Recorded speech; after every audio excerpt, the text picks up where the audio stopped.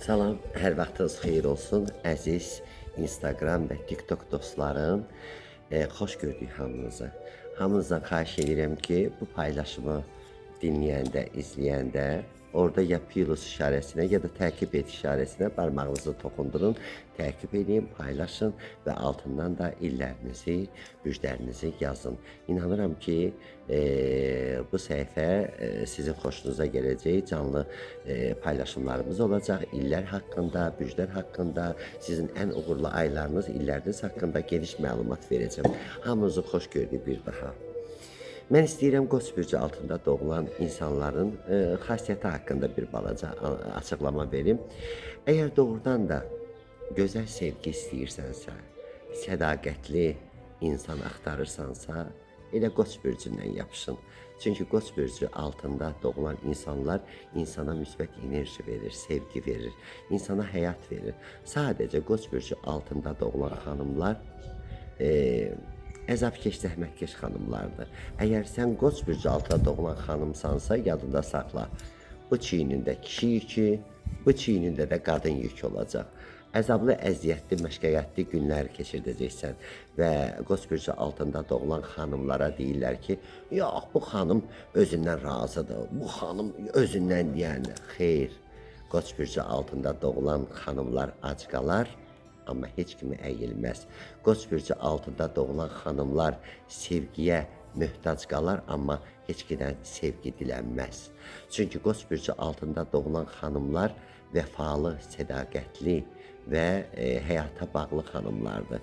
Qoç bürcü altında doğulan xanımlar öz sevdiyi insanlardan sarı öz canlarını fəda edən xanımlardır. Sadəcə bu xanımlar yalanı xoşlamır, əyilməyi xoşlamır, riyakarlığı xoşlamır, alçatmağı xoşlamır, alçalmağı xoşlamır. Bu xanımlar həmişə hamıya müdrikcəsinə məsləhətlər verirlər və Qoç bürcü altında doğulan xanımlar dünyanın ən gözəl sevgi dolu xanımlarıdır. Ehtiraslıdırlar, şəhvətlidirlər, amma sevdikləri insandan sarı canlarını fəda etməyə hazırlar. Amma nə olar ki, Qoç bürcü altında doğulan xanımların sevgisi ilə oynamayın, Qoç bürcü altında doğulan xanımların ləyaqəti ilə oynamayın, onları alçaltmayın, onların sevgisini ucuz tutmayın, onların sevgisini daima uca qaldırın. Onlar sizi sevəcək və ömrünüzün axırına kimi sizə vəfalı, sədaqətli və xanım olacaqlar, sevgili olacaqlar, arvad olacaqlar. Ondan sonra uşaqlarınızın anası olacaq. Qoç bürcü altında doğulan kişilər çılğındılar.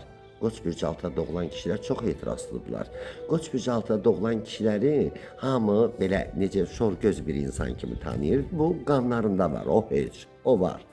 Amma Qoç bürcü altında doğulan kişilərin bir balaca yumuşaq damarını tutsanız, onlar öz canlarını da sizə fəda edər. Çünki Qoç bürcü altında doğulan kişilər düzdür, bir nəfəri sevirlər, amma 9 yerə bax, gözləri belə-belə sağa-sola gedir.